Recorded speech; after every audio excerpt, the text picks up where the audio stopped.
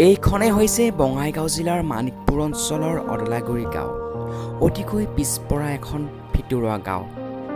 এইখন গাঁৱতেই জন্মগ্ৰহণ কৰিছিল ভূপেশ মেধিয়ে 1939 চনৰ 17 এপ্ৰিল বহাগৰ 3 তাৰিখে। মই যেতিয়া এই জীৱনত মায়া এৰি গুচি যাম,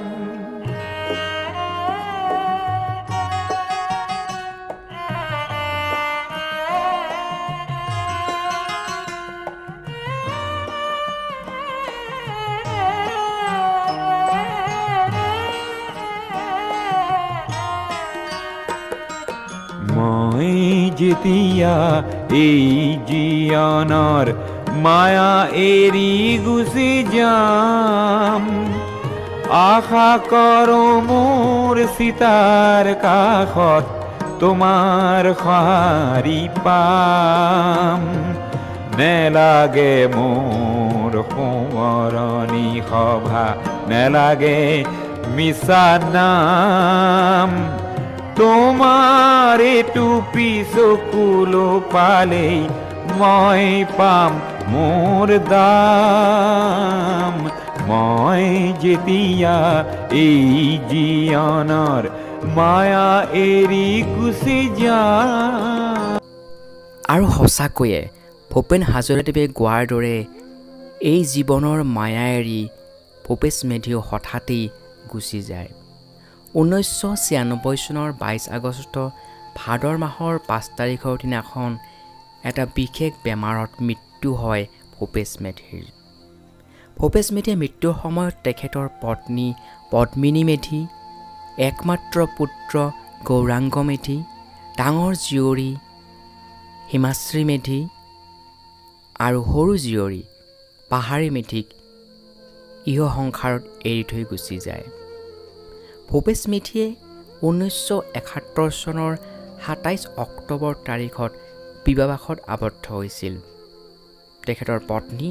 পদ্মিনী মেধি। কিন্তু অকালতেই পদ্মিনী মেধিয়ে বগা সাজ পিন্ধিবলগীয়া হৈছিল। ভূপেশ মেধি পেছাত এজন PWD অফিচৰ ইঞ্জিনিয়াৰ আছিল। ভূপেশ মেধি অকল এজন ইঞ্জিনিয়াৰ নহয়, তেওঁ এজন লিখক, তেওঁ এজন ভাল নাট্যকাৰ, তেওঁ এজন সমাজসেৱক। তেওঁ বিভিন্ন দৰিদ্ৰ পৰিয়ালৰ ল'ৰা ছোৱালীক সহায় কৰিছিল। বিভিন্ন সময়ত তেখেতৰ কৰ্মৰে সকলোৰে মাজত জনপ্ৰিয়তা হৈছিল ভূপেশ মেধি। অসমীয়া বোলছবি জগতৰ লগতো জড়িত হৈ পৰিছিল ভূপেশ মেধি। আজি আমি ইয়াত উপস্থিত হৈছোঁ স্বৰ্গীয় ভূপেশ মেধি, আমাৰ গাঁৱৰ গৌৰৱ।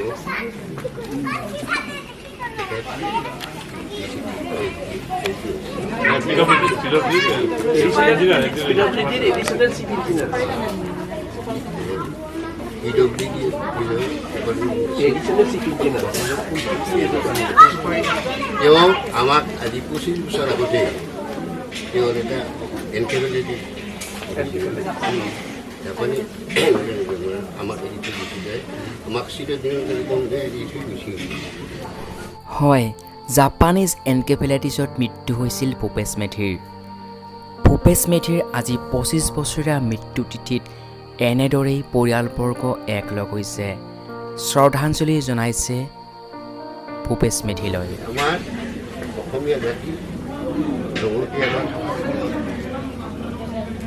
পৰিত্যাগ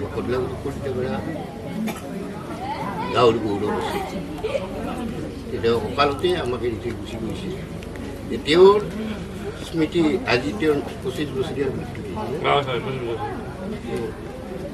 আমি তেওঁৰ পৰিয়ালবৰ্গক ধন্যবাদ দিছোঁ যে আমাকো তেওঁক শ্ৰদ্ধা কৰিবলৈ সুবিধা দিছে। এই সম্পৰ্কে তেওঁৰ বিষয়ে আলোচনা কৰাৰ কাৰণে তেওঁৰ ডাঙৰ জোৱাই মই অলপ ক'বলৈ আছোঁ। মই ইমান নাজানো, আজি উপস্থিত অদলাগুৰিবাসী ৰাইজ গাঁৱৰ আৰু আমাৰ মানে আৰু পৰিয়ালৰ সকলো সদস্যবৃন্দ আজি একচুৱেলি আমি ইয়াত সমবেত হৈছোঁ কাৰণটো হৈছে কি আমাৰ পৰম শ্ৰদ্ধাৰ আমাৰ দেউতা আছিলে মোৰ মিছেছৰ দেউতা মানে মোৰ দেউতা আজি 25 বছৰ আগতে তেখেত স্বৰ্গবাসী হৈছিলে তেখেত একচুৱেলি ইয়াৰ পৰাই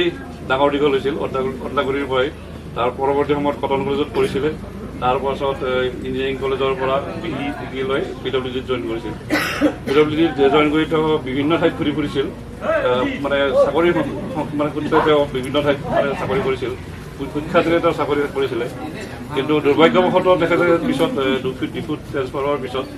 তাত এটা বেমাৰ হ'ল অসুখ মানে এটা হ'ল আৰু হঠাতে তাতে তেখেত ঢুকাই থাকিলে গতিকে আজি 25 বছৰ আগতে আজিৰ এই দিনটোতে তেখেতে আমাৰ মাজৰ পৰা নোহোৱা হৈ গৈছিল তেখেতক আমি স্মৰণ কৰাৰ কাৰণে আমি একচুৱেলি আমাৰ পৰিয়ালবৰ্গ তেখেতৰ ভূপেশ মেধিৰ পৰিয়ালবৰ্গ আটাইকেইজন সদস্যই আজি আমি ইয়াত উপস্থিত হৈছোঁ আৰু আপোনালোককো মানে বিচাৰিছোঁ একেলগে যাতে আমি তেখেতক স্মৰণ কৰিব পাৰোঁ তেখেতৰ একচুৱেলি কথা ক'বলৈ গ'লে তেখেত ইয়াৰ পৰা মষ্টলি প্ৰথম মানে ইঞ্জিনিয়াৰ হিচাপে এই টাইমৰ পৰা মানে প্ৰথম ইঞ্জিনিয়াৰ আছিল চাগে মই জনাত আৰু মই যিখিনি জানো তাৰমানে আৰু তেখেতে মানে চাকৰি জীৱনটো শিক্ষাৰ্থীৰে মানে পাৰ কৰিছিল তেখেতৰ বিভিন্ন ঠাইত নামো আছে তেখেত ভাল ইঞ্জিনিয়াৰ হিচাপে তেখেতৰ সুনাম আছিল তেখেত একচুৱেলি ইঞ্জিনিয়াৰেই নহয় তেখেত এখন লিখকো আছিল তেখেত নাটক লিখিছিল নাটকৰ মানে যা আছিলে বিভিন্ন ঠাইত যোৰহাটত বেছি দিন নাছিল তেওঁলোকৰ ল'ৰা ছোৱালীৰ জন্ম যোৰহাটতে হৈছিলে আটাইকেইজন যোৰহাটতে জন্ম হৈছিলে আৰু তাতেই পঢ়া শুনা কৰিছিল তেওঁলোকে তেওঁ চাকৰিৰ ক্ষেত্ৰত ডিব্ৰুগড়তো আছিলে তেজপুৰতো আছিলে বঙাইগাঁৱতো আছিলে গুৱাহাটীত কিছুদিন আছিল ADCCতো আছিল এনেকৈ বিভিন্ন ঠাইত ঘূৰি ফুৰিছিল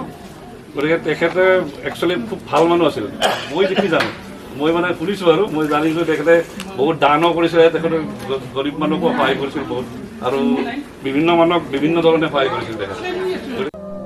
ভূপেশ মেধিয়ে ক্ৰমে অদলাগুৰি MB স্কুল বিজনী বান্ধৱ হাইস্কুল পৰৱৰ্তী সময়ত কটন কলেজ আৰু তাৰপিছত আছাম ইঞ্জিনিয়াৰিঙত পঢ়িছিল আজি তেখেতৰ 25 বছৰীয়া মৃত্যু হৈছিল আজি আমাৰ এইটো ৰূপালী জয়ন্তী বৰ্ষ বুলি কয় ৰূপালী জয়ন্তী বৰ্ষত আমি তেখেতক আজি পঢ়িছোঁ আমাৰ পৰিয়ালৰ তৰফৰ পৰা তেখেতক আজি শ্ৰদ্ধা নিবেদন কৰিছোঁ 25 বছৰীয়া মৃত্যু তিথিত আজি পৰিয়ালবৰ্গই সুঁৱৰিছে শ্ৰদ্ধাঞ্জলি জনাইছে এজন ভাল লিখক নাট্যকাৰ তথা ইঞ্জিনিয়াৰ আছিল ভূপেশ মেধি এজন ভাল সমাজসেৱক আছিল ভূপেশ মেধি ভূপেশ মেধিৰ সৰু কন্যা পাহাৰী মেধি বৰ্তমান অসমীয়া ধাৰাবাহিকৰ অভিনেত্ৰী পাহাৰী মেধিৰ পুত্ৰও অসমীয়া ধাৰাবাহিকৰ শিশু চৰিত্ৰত অভিনয় কৰিছে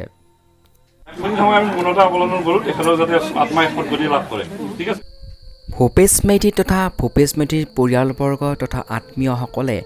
এনেদৰে মৌনতা অৱলম্বন কৰিছে নেদেখাজনৰ ওচৰত প্ৰাৰ্থনা কৰিছে ভূপেশ মেধি য'তে আছে সুখত থাকক শান্তিতে থাকক সেয়াই প্ৰাৰ্থনা কৰিছে ভূপেশ মেধিৰ পৰিয়ালবৰ্গ তথা আত্মীয়সকলে আৰু আজি 25 বছৰীয়া মৃত্যু তিথিত এনেদৰে সমবেত হৈছে সকলোবোৰ শ্ৰদ্ধাঞ্জলি জনাইছে ভূপেশ মেধিলৈ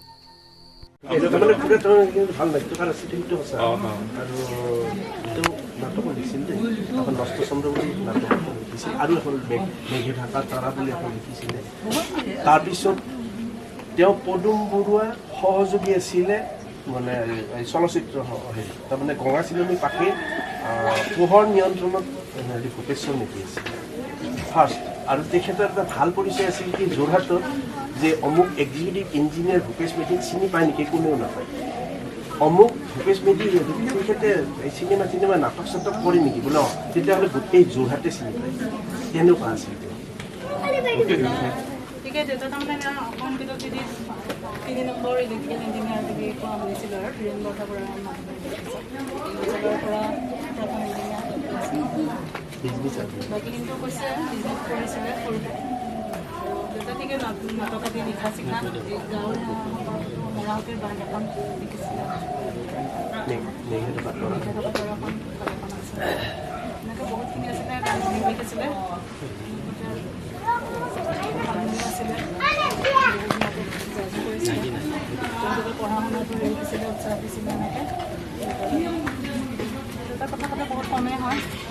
কম দিনতে মানে লগা হ'ল আৰু সেনেকৈ ভেৰাইটিছৰ হেৰি কৰি আমাৰ দুৰ্ভাগ্য আমি বেছি দিন নাপালোঁ আৰু খুৰাই এডিশ্যনেল চিফ ইঞ্জিনিয়াৰ হৈ তেওঁ চাকৰি কৰি থকা অৱস্থাতে মানে হঠাতে কিবা এটা মানে ৰোগ হৈছিলে কি হৈছিলে বেমাৰ এনকেফেলাইটিছ বেমাৰত তেওঁ ঢুকাইছিলে আজি আমি তেখেতক আমি চবে স্মৰণ কৰিছোঁ আৰু ভাবিলে আচৰিত লাগে সেইটো সময়ত ইয়াতে ক'ব গ'লে ইয়াৰ পৰা ইঞ্জিনিয়াৰ হৈ ওলাইছিলে ইয়াৰ পৰা মোৰ দেউতা দিবেশ্বৰ মেধি আছিলে তেওঁ ইয়াৰ পৰা ওলাই এইখন গাঁৱৰ পৰা ওলাই গৈ আজি অডিট ডিপাৰ্টমেণ্টৰ এছিষ্টেণ্ট ডাইৰেক্টৰ হৈছিলে আচলতে আমাৰ গোটেই মানুহখিনিৰ আমাৰ চবৰে কাৰণে তেওঁলোকৰো প্ৰয়োজন আছে আমাৰ ৰাইজৰো প্ৰয়োজন আছে ইয়াৰে গোটেইখিনি আজি সেই কথাবিলাক চব আজি ইয়াত মানে চবৰে মনত পৰিছে আৰু তেখেতৰ আত্মাইটো শান্তি পাইছে বুলি আমাৰ মানে বিশ্বাস এটা আছেই আৰু আজি তেওঁক আৰু এবাৰ আমি মনলৈ আনিছোঁ তেওঁৰ আত্মাই আৰু শান্তি পাওক স্বৰ্গীয় ভূপেশ মেধিৰ পত্নী পদ্মিনী মেধিয়েও এনেদৰে গাঁৱৰ বয়োজ্যেষ্ঠ লোককেইজনক আজিৰ এই শ্ৰদ্ধাঞ্জলি 25 বছৰীয়া ভূপেশ মেধিৰ মৃত্যুতিথিত গামোচাৰে বহুতকেই এনেদৰে সম্ভাষণ জনাইছে ক'বলৈ গ'লে অদলাগুৰি গাঁৱৰ বয়োজ্যেষ্ঠ লোকসকলক সন্মান জনাইছে আৰু এই সন্মান শ্ৰদ্ধা জনাইছে আজিৰ এই ভূপেশ মেধিৰ 25 বছৰীয়া মৃত্যুতিথিত ভূপেশ মেধিৰ পত্নী তথা ভূপেশ মেধিৰ পৰিয়ালবৰ্গই গাঁৱৰ বিভিন্ন লোকসকলক ভূপেশ মেধি এজন সমাজসেৱক আছিল আৰু সেই সমাজসেৱক ব্যক্তিজন হঠাতেই সকলোকে কন্দুৱাই গুচি গৈছিল 25 বছৰীয়া মৃত্যুতিথিত সকলোৱে স্মৰণ কৰিছে ভূপেশ মেধিক তেওঁ ক'ত আছে কোনেও নাজানে কিন্তু য'তে নাথাকক কিয় তেওঁ যাতে সুখত শান্তিত থাকে তাৰেই প্ৰাৰ্থনা কৰিছে নেদেখাজনৰ ওচৰত সকলোৱে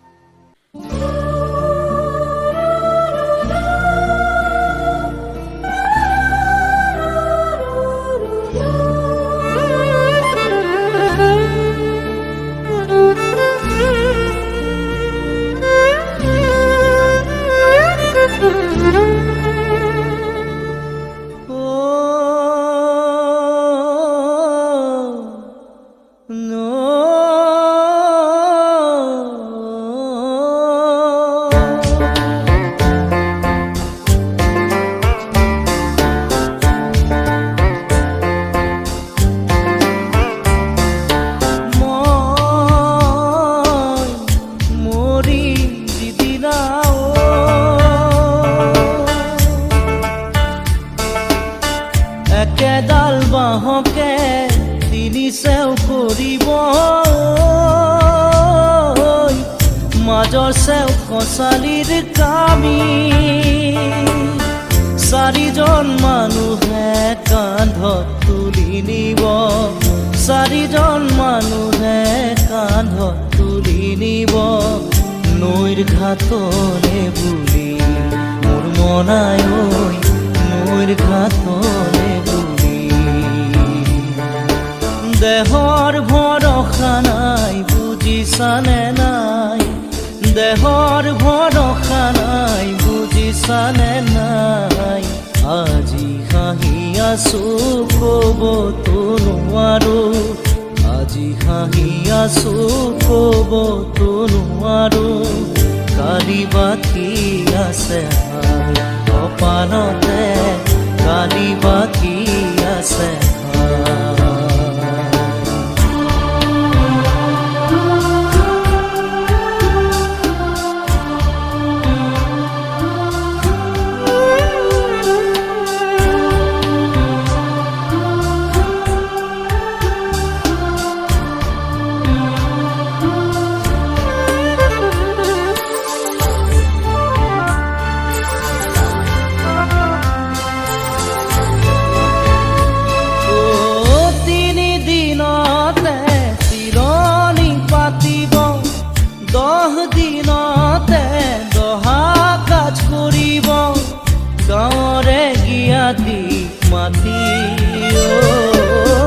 গাঁৱৰে গিয়াতিক মাতি বিৰালিৰ চুকতে আয়ে কান্দি ৰ'ব বিৰালিৰ চুকতে আয়ে কান্দি ৰ'ব সোণকে নি গ'ল বুলি মোৰ মনাই ঐ সোণকে নি গ'ল বুলি দেহৰ ভৰসা নাই বুজিছানে নাই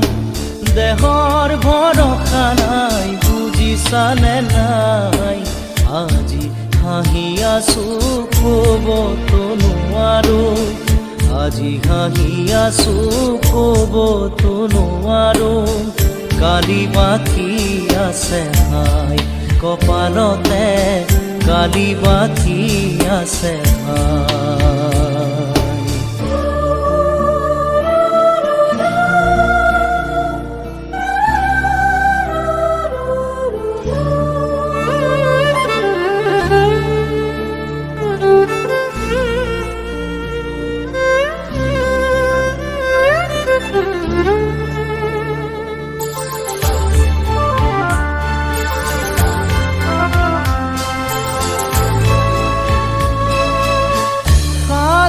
তৰুৱে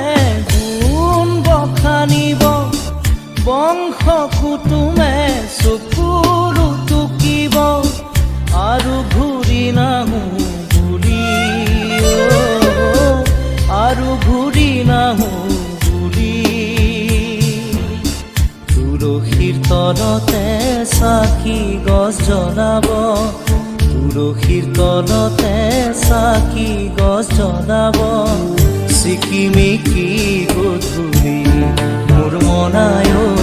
চিকিমিকি গধূলি দেহৰ ভৰসা নাই বুজিছানে নাই দেহৰ ভৰসা নাই বুজিছানে নাই আজি হাঁহি আছো ক'বতো নোৱাৰো আজি হাঁহি আছো ক'বতো নোৱাৰো কালি বাকী আছে হাই কপালতে কালি বাকী আছে হাই দেহৰ ভৰসা নাই বুজিছানে নাই দেহৰ ভৰসা নাই বুজিছানে নাই আজি হাঁহি আছো ক'বতো নোৱাৰো আজি হাঁহি আছো ক'বতো নোৱাৰো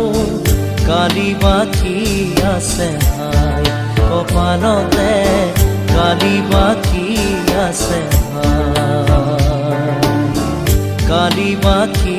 আছে হাই কপালতে কালি বাকী আছে হাই কালি বাকী আছে হাই কপালতে কালি বাকী